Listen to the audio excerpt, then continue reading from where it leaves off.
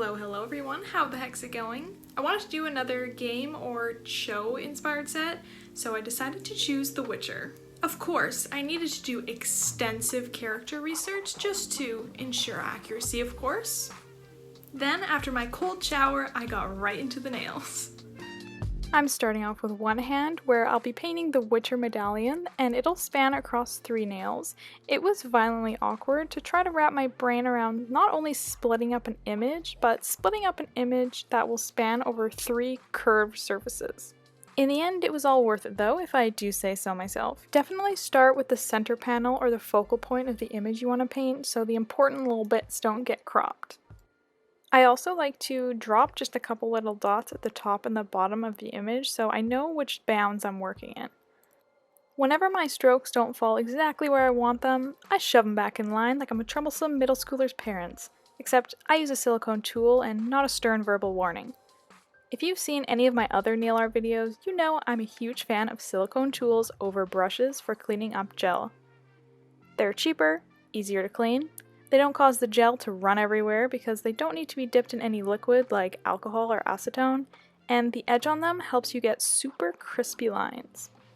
Once the face part was complete, it was time to tackle the, whatever you want to call the spiky neck bits.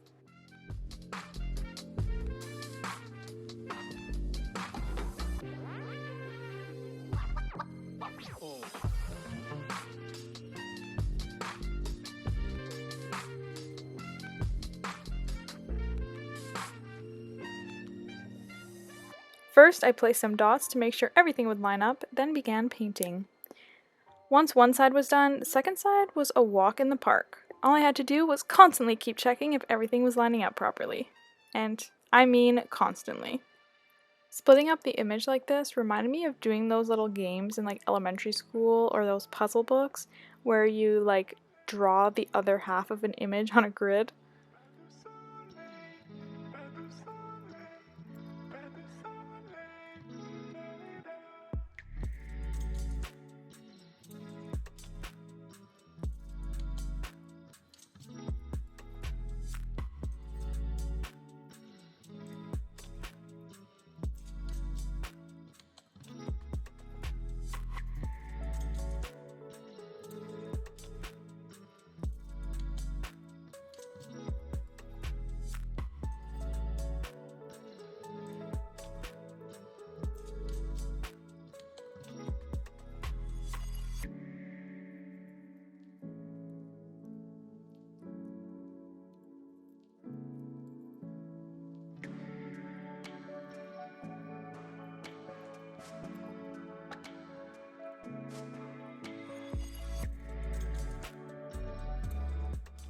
My favorite things to paint are these small little details that seem really minor, but actually make a huge difference.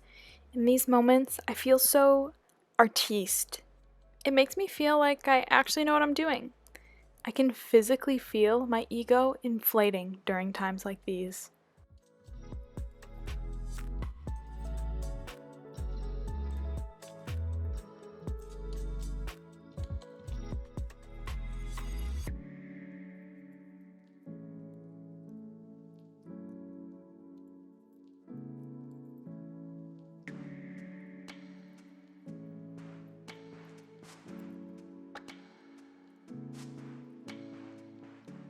Trying to get the mouth right on this dang wolf made chewing rocks sound like a lot more fun than whatever I was trying to do.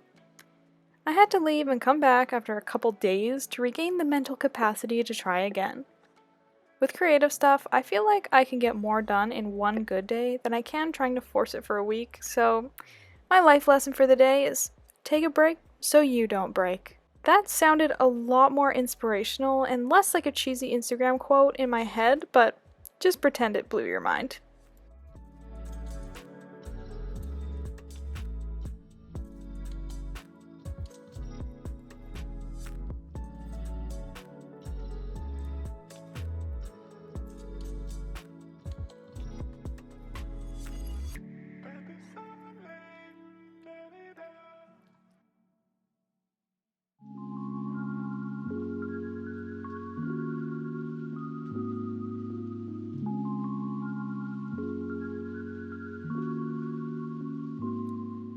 Finally, all that was needed to finish this up was to add some pupils and make them a nice bold red shade.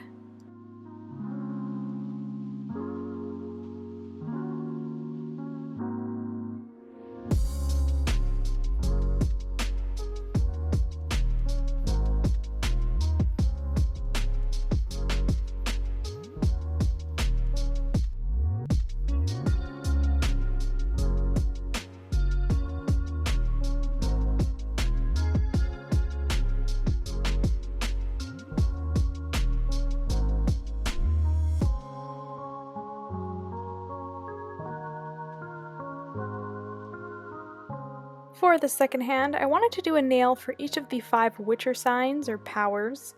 A big inspiration for these was this set of bookmarks I saw when looking for ideas. I decided to get more use out of my jelly colors and use them as a base because it made the symbols pop a little more. All the paints and polishes on this side are from iGel Beauty's Jelly collection or the Young Nails Mission Control gel paint set. Pretty much all of the designs on this hand are random assortments of blobs, but they look like they're very strategic. In my opinion, what you do on the nails can be whatever you want. Doesn't matter what it is. Each of your nails could be a different design for all I care. The only thing that does matter is a color scheme or a theme. In other words, as long as there's something that ties it together, it doesn't really matter what ties it together. I used to overthink a lot when planning designs, so if you're like me, just remember that. Now that I've crammed 2 mediocre lessons into one video, I'll stop trying to school you. The brushes I'm using in this video are the Ugly Duckling Detailer 1 and Detailer 2. The shorter one is the number 1 and the longer one is number 2. Maybe it's because I use them quite a bit, but I've been finding that they don't like to hold their shape. They tend to puff out like the tail of a cat that just saw a dog for the first time. Just a quick reminder that if you paint your nails on stands like these, you'll have to apply them with either glue, press-on tabs, or acrylic. Gel will not be able to cure through the polish. You could potentially get away with gel using jelly colors, but I won't be risking it with this set since I covered up so much of the nail bed area.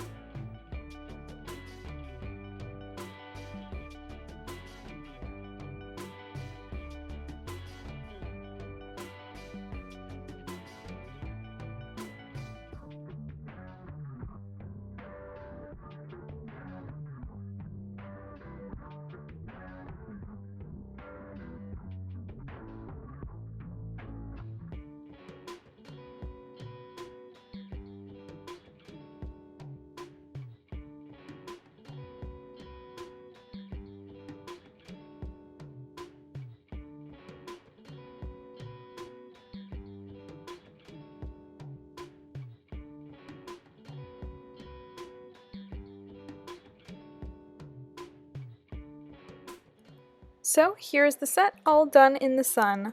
If you have an idea of a TV show, movie, game, or character you'd like to see a set based on, I'd love to hear your suggestions. Make sure to give this video a like if you liked it and subscribe if you want to hang out with me again.